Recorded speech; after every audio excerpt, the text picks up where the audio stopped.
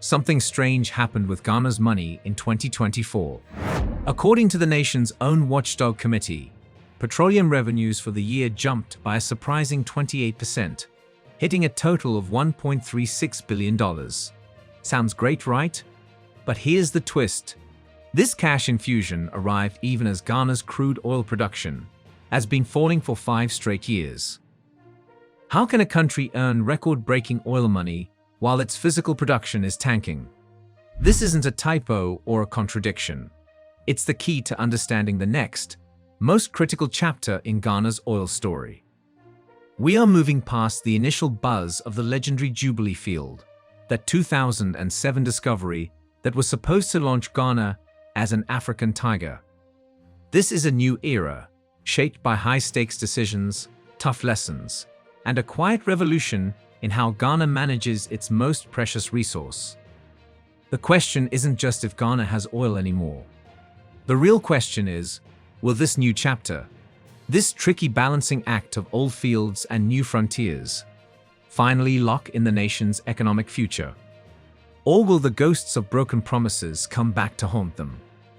To really get the weight of this moment, we need to go back to the electric excitement of 2007. When the news broke that massive amounts of oil had been found offshore in the Jubilee field, a wave of pure hope washed over the country. This wasn't just oil. It was liquid opportunity. People called it black gold, and for millions, it felt like Ghana had finally won the lottery. The discovery was huge, a field holding as much as 3 billion barrels of high-quality sweet crude. And sweet crude isn't just a nice phrase. It means the oil is low in sulfur, making it cheaper and easier to refine. It was a first-class ticket to a new economic world. The story sold itself. Ghana, already respected for its stable democracy, was about to become an African tiger, a powerhouse fueled by petrodollars. And for a while, it looked like the dream was coming true. As oil started flowing from Jubilee in 2010, followed by the TEN and Sankofa fields, billions poured into the government's bank accounts. You could see the progress. New roads, new hospitals, new schools. The dream felt real. But then, the shine started to wear off. The deep, fundamental change that people hoped for, a real shift in the life of the average person, felt like it had stalled. While oil money was pouring in, so was national debt. Many felt the wealth just wasn't trickling down. It's a story we've heard before, a chilling tale that has haunted resource-rich countries all over the continent. This was the fear of the resource curse. The resource curse is a bizarre phenomenon where countries with tons of natural resources actually end up with slower growth and more inequality than countries with less. The flood of oil money can make a country's currency so strong that its other exports can't compete. It can fuel corruption and create a dangerous dependency on one single volatile commodity. For Ghana, the big warning sign was its neighbor Nigeria. The story of how Nigeria's incredible oil wealth hadn't led to widespread prosperity was a lesson Ghana was determined to learn from. So they created institutions to prevent the curse. The Public Interest and Accountability Committee, or PIAC, was set up as a citizen-led watchdog, an independent group tasked with tracking every dollar to make sure it was used for the public good. Yet, even with these safeguards, the problems piled up. Global oil prices, which Ghana can't control, sent shockwaves through the economy. When prices were high, the budget was healthy. When they crashed, projects would halt and instability would follow. Worse, PIAC itself began to point out serious problems. In a 2024 report, PIAC raised a huge red flag, noting that GNPC's own exploration arm had failed to pay over $145 million into the state's oil fund, part of a nearly $500 million shortfall from state-linked groups since 2022. These weren't just clerical errors. They were symptoms of the exact disease Ghana tried to vaccinate itself against. It fueled a public feeling that the country's oil wealth was being mishandled, and that the promises of 2007 were being broken. The problem was clear. Oil had brought Ghana money, but it hadn't brought it security. It was a blessing built on shaky ground. And as this was all happening, a new, more urgent problem was surfacing. One not just about management, but about the resource itself. So, here's the tension at the heart of Ghana's problem. While the bank account got a temporary boost in 2024, the actual oil pumps were sputtering. This isn't a guess, it's a fact. According to PIAC's own data, Ghana's crude oil production has been dropping for 5 years in a row. The numbers don't lie. After peaking at over 71 million barrels in 2019, production slumped to just over 48 million by 2024. That's a nearly one-third drop. The engine was running out of steam. This isn't because of some disaster. It's the natural life cycle of oil fields when you don't find new ones or invest in the old ones. Jubilee, TEN, and Sankofa, the giants of Ghana's first oil decade, are getting older. The easy-to-get oil is gone, and getting more out is harder and more expensive every year. This geological fact was made worse by an economic one, an investment drought. For an oil industry to stay healthy, it needs a constant stream of new exploration projects. But Ghana has been struggling to attract them. In a worrying sign, PIAC confirmed that for 5 straight years, ending in 2024, Ghana failed to sign a single new petroleum agreement. No new major deals. It felt like investors had lost interest. Why? It's a mix of things. Big international oil companies like ExxonMobil, which had shown interest before, packed their bags and left. Insiders talk about regulatory uncertainty, painfully long negotiations, and tax rules that just weren't as attractive as those in neighboring countries. Legal fights over who owns what and surprise tax bills didn't help, scaring away the massive investment needed for deepwater drilling. This has a very real human cost. For the coastal communities in the western region, the heartland of the oil industry, the dream of a thriving local economy has been complicated. The glittering offshore platforms on the horizon often stood in stark contrast to the struggles on shore. Fishermen complained their catches were shrinking, their livelihoods disrupted by the activity offshore.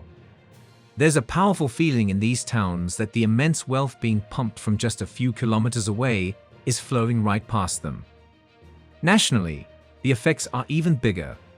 A shrinking oil sector means fewer jobs, less business for local companies, and a cooling of the whole economy. It puts a huge squeeze on the national budget and can weaken the Ghanaian cedi, which drives up the price of imports and affects every single citizen's wallet. All of this is happening in a race against time. The world is shifting towards renewable energy. Every year that passes increases the terrifying risk of stranded assets. Oil reserves left in the ground because it's no longer profitable or acceptable to extract them. The window for Ghana to cash in on its oil is closing. This storm of aging fields, an investment drought, and the global energy transition created a deep anxiety. The dream was at risk of becoming a fleeting memory.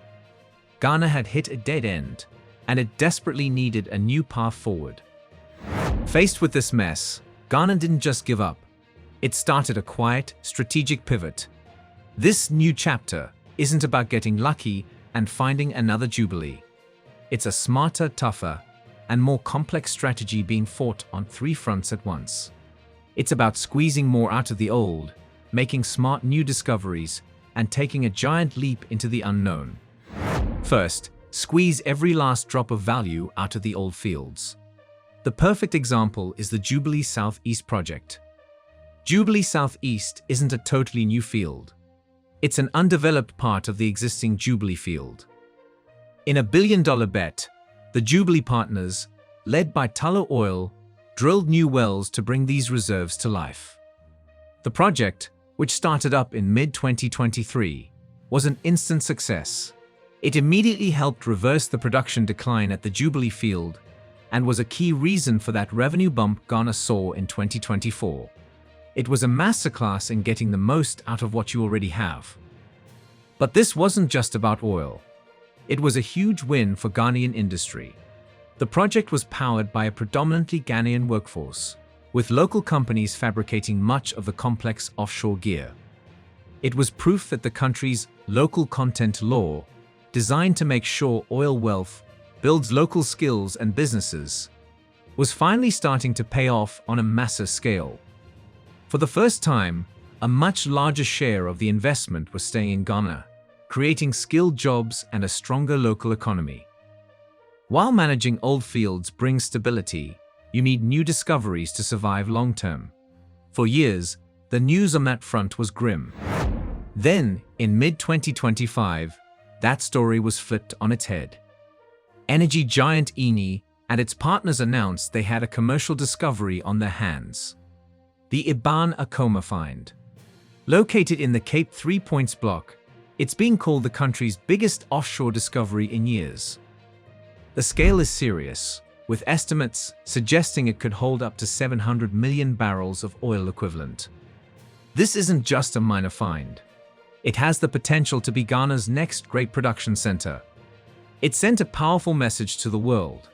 There's still plenty of oil under Ghana's waters.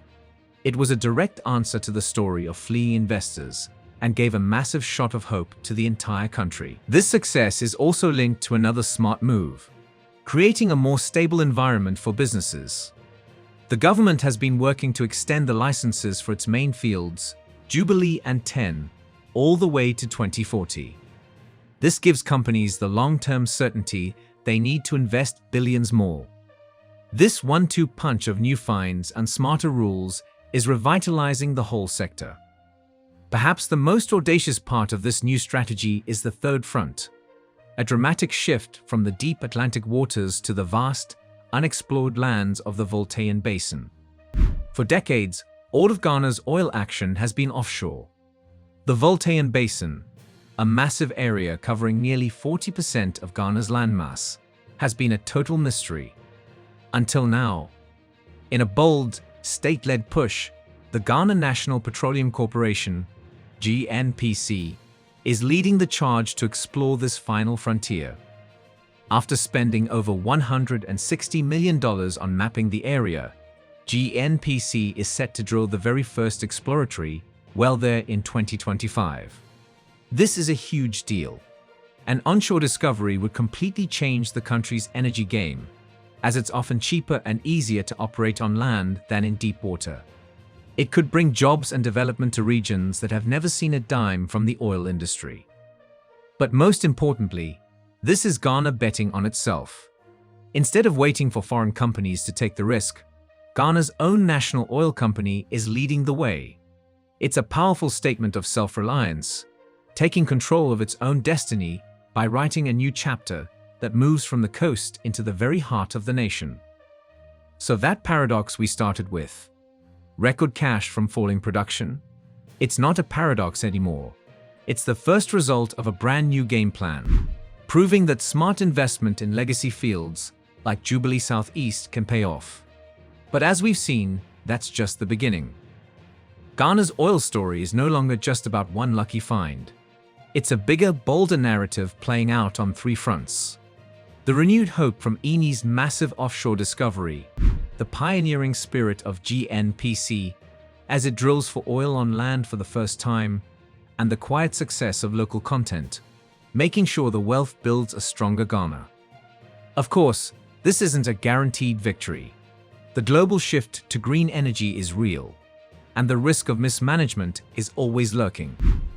The road ahead will demand discipline and a relentless commitment to getting it right. But for the first time in a long time, there's a clear multi-pronged strategy for the future. Ghana is no longer just reacting to fate. It is actively shaping its destiny, learning from the hard lessons of its past and building a stronger, more diversified, and more Ghanaian energy industry.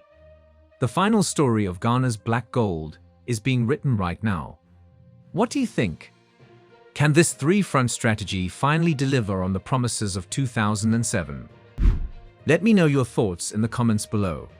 And for more deep dives into the forces shaping the continent, make sure to subscribe and hit that notification bell.